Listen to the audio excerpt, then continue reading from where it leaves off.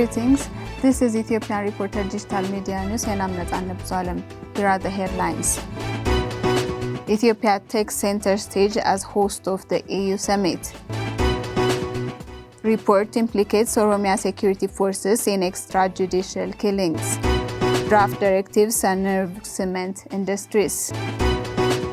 The African Union AU Heads of State Summit, which was forced to convene virtually for the past 2 years, is set to meet in person at its headquarters in Addis Ababa on February 5 and 6, 2022. The AU Leader Summit will kick off on Saturday with an opening statement from Mohamed Moussa Faki, chairperson of the AU Commission, followed by Abiy and other dignitaries, including the outgoing chairperson of the AU, Democratic Republic of Congo's President Anthony Tshisekedi, and UN Secretary General Antonio Guterres.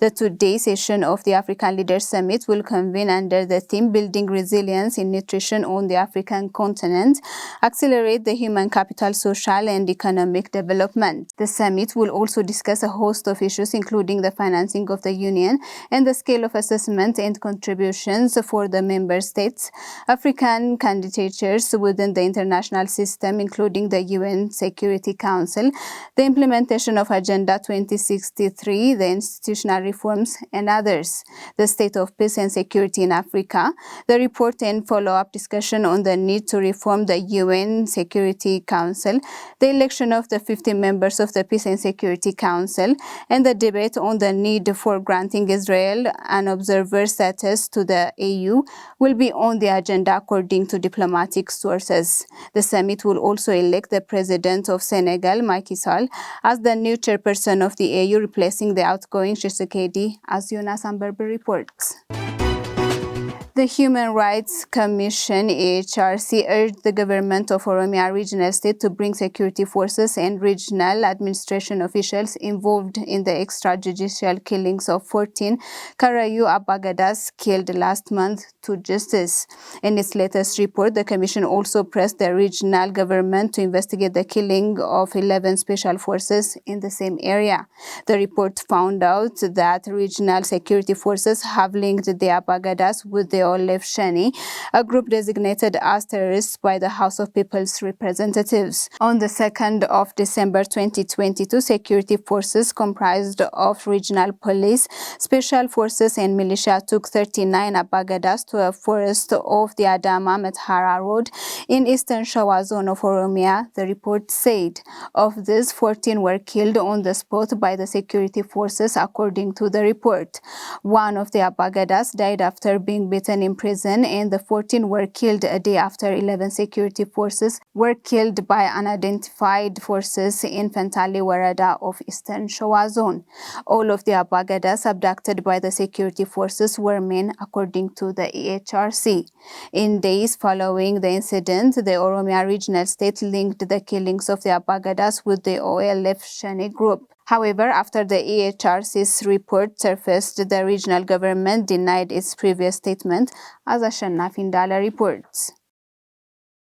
Two separate directives drafted by the Ministry of Mines and Ministry of Trade and Regional Integration tighten government's grip over quarries and the cement market chain while thinning cement industries cling to free market hopes.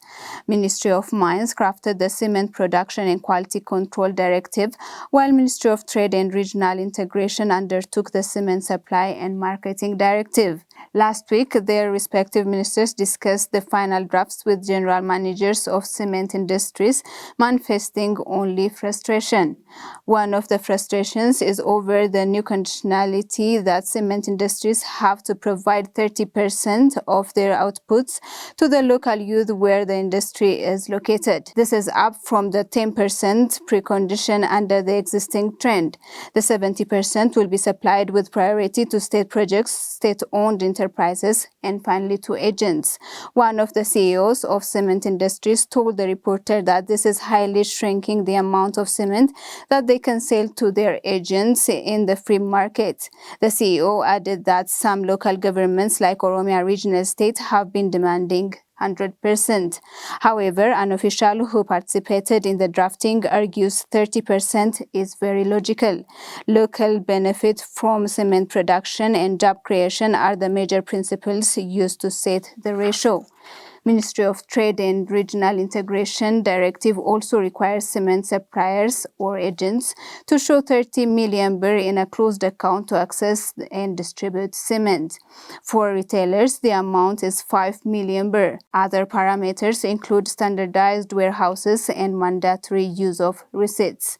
Cement industries are also capped to sell 80% of their cement in bulk, while only 20% are in sack.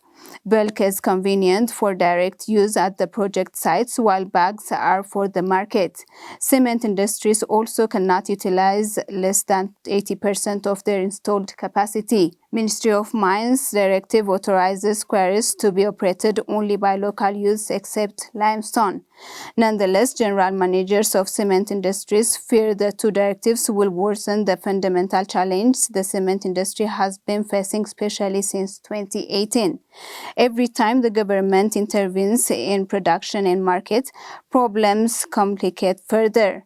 The government must reduce its grip over cement industries and markets, said a manager representing the Cement Industries Association, as Ashannafi Ndale reports. That was all for today. For more information, please visit our website, thereporterethiopian.com. Thank you for watching.